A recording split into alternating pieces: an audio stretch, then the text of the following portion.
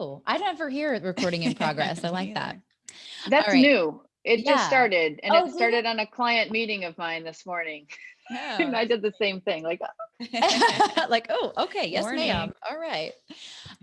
So when we were chatting, Steph, about like what we were going to talk about, I think the big thing like was her journey and just creating Big C and why. And she had such a great story, I thought.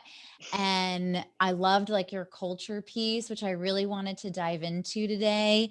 And you have some, I was checking out your website too, and you have some awesome statistics on like what you guys can do for your clients, which I thought was awesome. So I was hoping you'd be able to like, I don't know, maybe give us like a pointer or two on marketing or what's like the number one yeah, don't or something like that. I thought that would be fun. sure. Yeah, I can give you that all day. So first, It's the one. Go ahead. tell us your story. Like why did you decide to create Big C? Tell us like that journey. Yeah, if you ask my mom, she'll tell you that I always wanted to be an entrepreneur and that she always knew I would go into advertising in some capacity. So I actually don't remember that. I remember mostly being pretty directionless. I was always a great student, but never with any purpose. I didn't know I wanted to go into chemistry or this or that. So I dabbled in just about everything. I was, very active in every club and started a club if there wasn't one for something I was interested in. But I really enjoyed learning about human behavior, and I liked the art and design side of all of that. So I really started I was always the person making signs for things, promoting things as much as I could. All the way through college, I started working on websites, building really rudimentary websites, and designing menus and T-shirts and all of those things for the pizza place I worked at in college or the record shop. And I thought I was going to go into advertising, but in college, I learned that it was a business degree and I had to take all these courses in economics and finance and accounting. And I had zero interest in any of those things at the time. So I feel like that happens a lot I too, started, right? yeah, I just wanted to design things and do the Right. campaign development side. So Let it me was just have wait, I'm fun. getting, yeah, this is not what I expected. So I actually read the course catalog. I'll never forget, halfway through my career or, college career. And I was reading all the course titles in the sociology degree. And I just fell in love with all of the titles. And I thought, this is what I'm really interested in. I'm really interested in that intersection of communication and mass behavior change. And that's what advertising is at its heart. And so I really enjoyed learning about sociological theories and in social psychology and how people make decisions, what the root causes of them changing their behavior is. And I think that carries forward really well into what we do all day, every day, because we're sort of using data to help make those decisions and sort of guide people's behavior based on things we know about certain, psychological things going on in their heads. So it went that direction. So I moved to Florida in 2000. And my first job was at Eckerd College. I had a great time there. I was not hired in a marketing role, but I was grabbing all those projects. It was one of those places where you could just kind of if you saw something it needed to be done and you could do it, and everybody supported you in doing so, which I suspect now that I own my own business is probably everywhere. And it's a trait you look for in a great employee. So I'm recognizing now that I probably built my path a little more than it was led on it. And it's advice I give to anybody all the time is sort of find the things you're interested in and just do them. But I had a great boss. The dean would take me aside and he'd say, where does Andi see herself in 5 years? And I'd be like, I don't know. Here's what I enjoy. And so he kind of started building my job for me. He would give me more of those projects and push me in that direction. And then he started loaning me out to the rest of the college to do those sorts of projects as well. I built their web team there. I hired their first web manager and built out their email marketing program, which they had never done. And then all of my colleagues, friends, and family started coming to me hey, can you design a logo for the spa that I'm opening? Or could you, I'm a realtor and I need a website. Could you build that? And those clients, a lot of them either are still with us or we're still good friends. And it's sort of grown from there. So I actually left Eckerd. I went and worked at a traditional advertising agency in Tampa. And I really enjoyed it. I was hired to build out their digital team. And during that time, it was like Big C was also growing on the side, but it wasn't my full-time gig yet. I didn't quite know. I knew nothing about agency life. I had been in-house my whole career that's to that point. So I wanted to soak up as much as I could about running an agency. And I really did get that experience. So I found that traditional agencies don't really know how to sell digital. At that time, they were selling it as a value add, and that was it. The website was like an afterthought behind all the media buys we're doing for you and behind the billboards and behind the out of home stuff. So it was difficult because I could see that the digital stuff was going to be should be front and center. Like this was, 2006, 2007. It wasn't that long ago, but I knew that digital was the way that people needed to be building their businesses. And so I recognized kind of that the agency wasn't going to be pushing that for their clients, and their AEs really didn't know how to sell it as well, but that I could do that for clients on my own. And so I actually got pregnant, and I was finishing my master's degree in mass comm from USF. And so the time that I was using to write my thesis, I was also pregnant, and I told my boss, hey, can I go half time? At least until I finish this thesis, I'm really working hard. And he said yes. He was fantastic. And I kind of realized I had a 9-month ticking clock to like launch this business because I knew I didn't want to come back to the agency. So the day I was induced labor with my daughter was my last day of having health insurance or a paycheck coming from somewhere else solidly whatsoever. So it That was is like, so scary yeah, too, I to know. make I that think leap that as you're giving birth, like all of these things. But like I, going back to what you said, yeah, Andi, about, your boss back in the day asking you like, where do you see yourself in 5 years? And for you to, whether it's knowingly or unknowingly, just say, well, here's what I enjoy. Like that, I think is huge piece of advice, because that's what we really try to tell people now is, what do you enjoy? Let's make a list of that and see what you can do for a job, right? For yeah. work.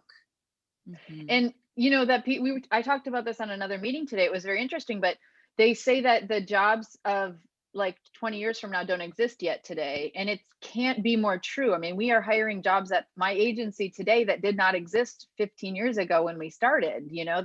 There wasn't this degree of digital specialization that exists now in those very specialized roles to do those things. So our lead developer just got hired by Apple to work on an AI product. Like that job didn't exist 10 years ago when he started programming. So How cool is it's that? incredible. Oh yes, that Yeah. is one of the things I'm most proud of at Big C is that we aren't always everybody's sort of start to finish, right? We're not going to be your whole career, and we understand that, but man, do we put some people in amazing places. Like we will build you into whatever you want to go. Like that is I was given that gift, and I've really enjoyed sort of working with my team around like, well, we might not be your be all end all, but I would like to get you where you want to be all, end all, whatever that is. So, Yeah.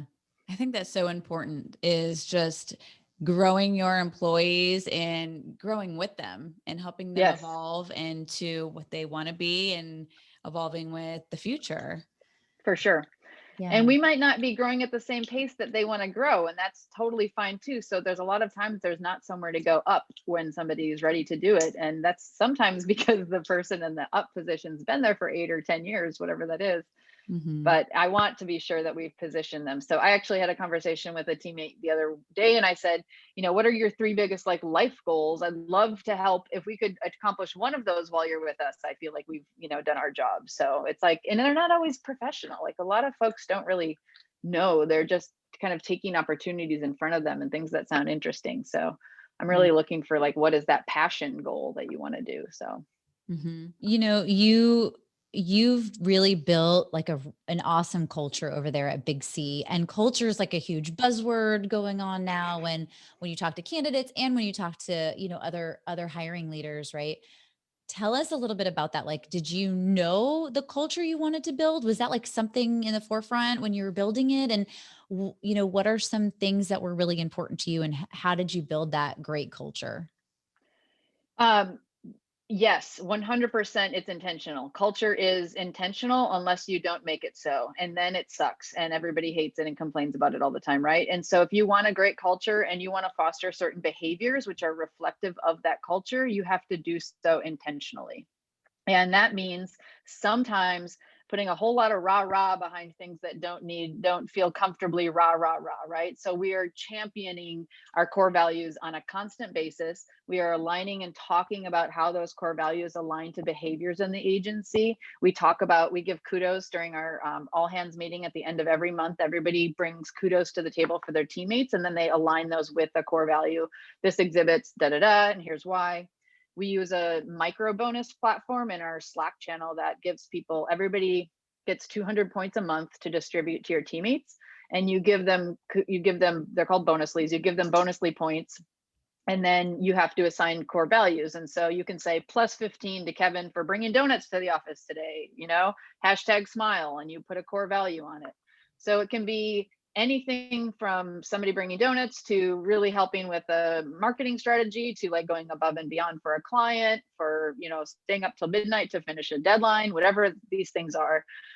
So we're constantly rewarding the behaviors that align with our core values, for sure. And then when we talk to or give feedback to people around behavior, it's often also juxtaposed against the core values. This really doesn't fit within our core values, and here's exactly why. So my business partner and I sat down and created a matrix of, if we were imagining this core value, here are 50 behaviors that really exhibit it strongly. And then here are 50 things, and I'd say 50, but it's probably like 12 things that we would say, oh gosh, that's really, really not aligned with our core values. And so then when we or any manager on our team are giving feedback to people, they can sort of look at this matrix and say, on a scale of 1 to 10, you definitely lean over here towards an 8, and over here towards a 3. We can kind of see where people need help. And then we can also see, we make, hiring, firing decisions around those things as well. So it's not just for developmental, it's also like, okay, this person really doesn't fit here, and we've repeatedly tried to fix that, but we're still seeing these behaviors. So I love that. And I have a quick question about the micro bonus points. Is that what you call them? Yes, sorry, I didn't finish. The best part of those is they convert to cash, and then you can trade them in for gift cards, PayPal. Like, we had our whole team donate their entire balance to Red Cross after Hurricane Irma. And it was, the fun part of that is it was like $2,600, which was an awesome donation. So people were giving up, you usually cash out for PayPal, or they buy Sephora or Amazon.com gift certificates, but they all cashed in at the same time. It was like $2,600. They didn't tell us that there was going to be a $2,600 withdrawal out of our checking account because nobody thought that would matter. But yeah, we couldn't even be mad, but we're like, hey guys, in the future, if you're going to like just take $2,600, we'd like to know about it. Yeah, just let us know. I love that. What a great idea. I think those are such innovative ways to help your culture. Do you have like someone in charge of culture, or do you and your business partner do that yourselves? We kind of have a framework of like activities that are culture related activities, but we expect that our leadership team all own those things as well. And so we have a VP of client experience, and she ensures that our culture and our values trickle up and down into our relationships with our clients and the way that we deliver our work to our clients, because that's a piece of it too. The culture is not just fun Fridays and telling people how great they are. It's really all about your work delivery. It's our HR policies. It's like, if we say we're a family friendly office, but then we're giving people 2 weeks of, parental leave, that's not very aligned, is it? Or we're making it impossible for a mom to pick up her daughter from preschool at 3 p.m. when her husband can't get off work. So we have to align our policies, our procedures, our operations with our values 100%. So everybody is expected to sort of make decisions in that way. Mm-hmm. Yeah. I love that. I love that. What did you say you use? Slack? We use Slack for inter-office communication more than ever now, of course, but yeah. Nice. Yeah. We try to do that too. We try to have really good culture, and by family friendly, we actually mean you can bring your family into work. I have my little guy in the office today with our puppy. Oh, that's awesome. Mine will be in tomorrow. Yeah, that's cool. We're the same way. We actually had a little, like, we used one of our empty corrals in the upstairs of our office and had like toys and games, and we had all kinds of stuff up there. I love it. Man, you never know, It happens. And it's like, all the Yeah. time. Yep. Yep. And I am a mom, so I knew that I was going to be there with my kid and my dog and my business partner who doesn't have kids. The cutest thing though, he always has a treasure chest, so it's like Uncle Zooey's treasure chest, and the kids would come in and he'd pull out like the chest and let them pick a little toy or something from it. So That's cute. very adorable. Yep. I love Yeah. that.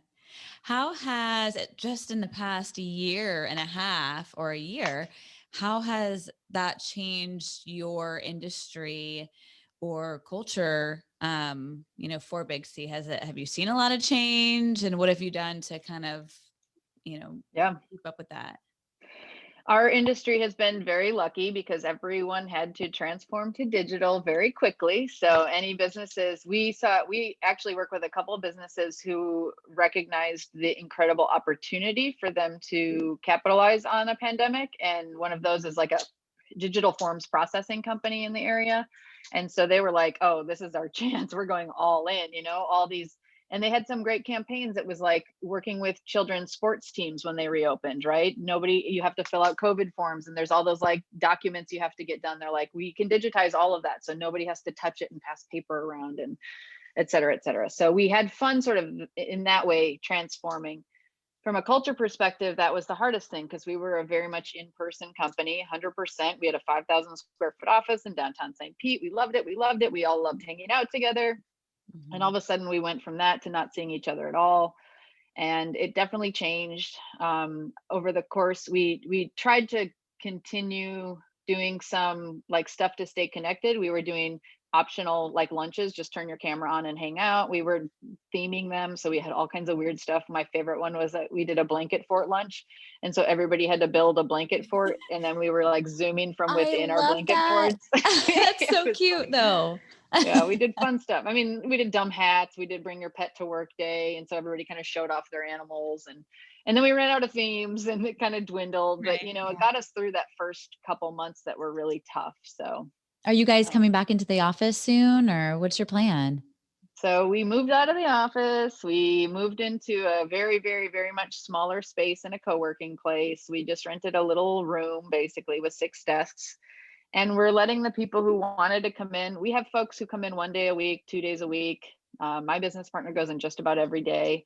I'm actually moving across the country, and we've kind of opened our hiring to remote anywhere. So we hired an employee in Texas. We've already had one in Colorado.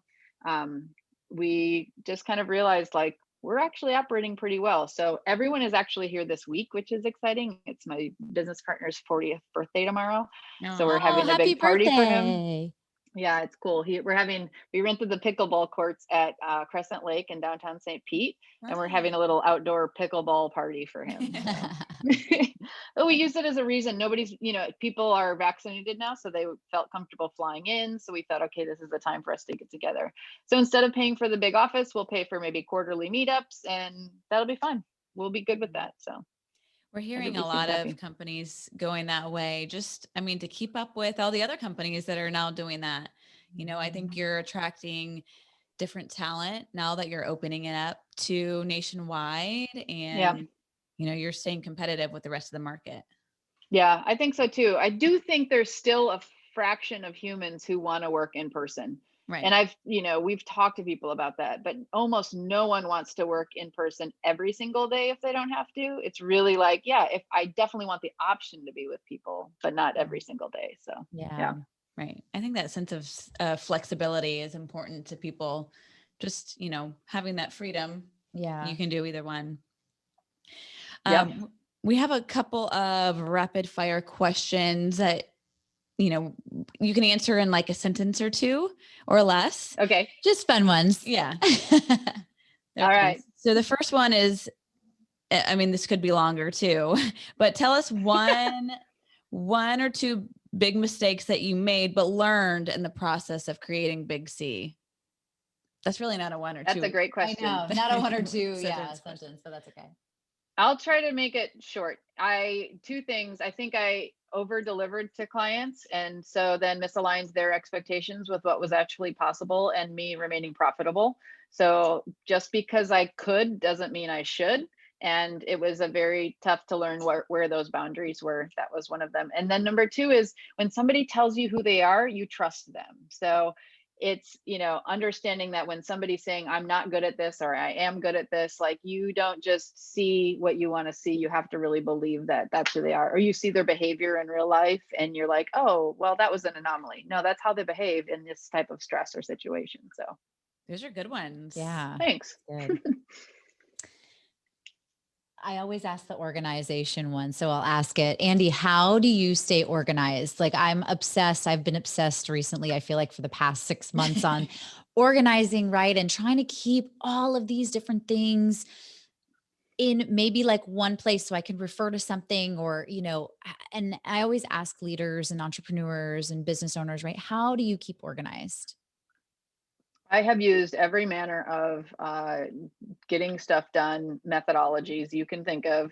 I've used every single electronic to-do list that exists on the market. And I still go back to my paper and pen checklist it has to be tactile. I have to cross it off. I have to write it down. So I keep this.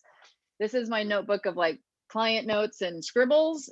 And then this is my actual to-do list. And sometimes things move from one to the other, but very frequently they don't. And so it keeps those two things separate. Oh my goodness. I love it. That's exactly what we do. We can't get away from writing it down. No, me either. Same. Right. I think that goes back to, the in-person thing, the writing things down. Like, some things will just never, go away. Mm-hmm. I think you need that like touch sometimes. The only thing that I have gone full digital on is my calendar, which is Google Cal has saved my life. My husband and I have a shared calendar. I can see my business partner's calendar. I love being able to plan everybody's meetings and see what's going on for the day. So that thing moved pretty quickly, but the to-do lists and things I need, still there. Yep. Agreed. Hands down. What do you feel is the secret to success? I think the secret to success is truly knowing what success means to you, because I think too many people chase success that's somebody else's version of success. They're not actually thinking about what would make me feel fulfilled and happy and joyful. They're chasing what they see other people have as success. And it hurts you in the long run. So if you can define, like, what does this mean? I have a great coach that I work with in a CEO group I'm in called Vistage. And she has actually said to me, like, how much money do you want to make? Like, what is that number? When do you say, like, I have achieved this, this is what I want? What does financial stability mean to you? And you actually have to put a number on paper, and you're like, oh, it's way less than like what Jim thinks, and it's way more than Steve believes, and that's fine with me. So now I have my goal. So it's finding your personal definition, I think, is that. That's a really I good like one that too. Mm-hmm. You're coming up with a lot of great answers.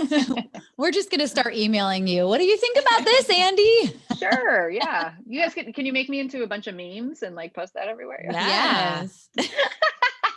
You might need to help us with that, with your technology.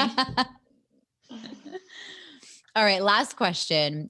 What's your best advice or favorite advice you love giving to aspiring entrepreneurs? Oh, that's a great question. I think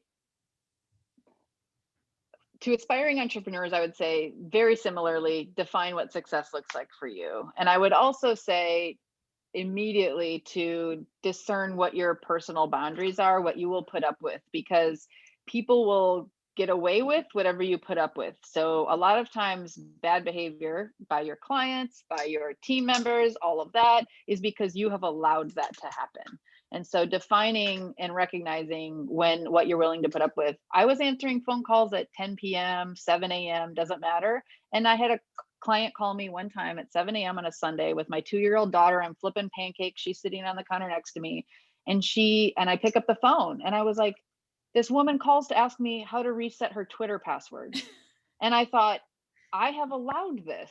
I have allowed this behavior. And now I feel responsible to answering her because I don't want to make her mad. What am I doing here? So it's setting boundaries and like learning sort of where your limits are, and knowing that doing things once means they're going to try it again and again and again. So yeah, that's interesting. How did you correct that? Did you just say, hey, business hours are I did. this? Yep. Yeah. Yep. I just recognized that Yes, exactly. I just said, listen, we're not going to do this anymore. Come on, this is crazy. Try the Right. forgot password button. Right, right, Let's exactly. do this again. Yeah. Right. Oh, well, that is such great advice. And I feel like so much of our listeners can take away a lot from today's conversation. So thank you so much, Andi, for Yeah. joining us today. Thank you to Big C. And also thank you to Next Path Career Partners for helping all this become possible. Yeah. And Yeah. until next time, guys, live bold and boss up. I like that. Andi, that was so much fun.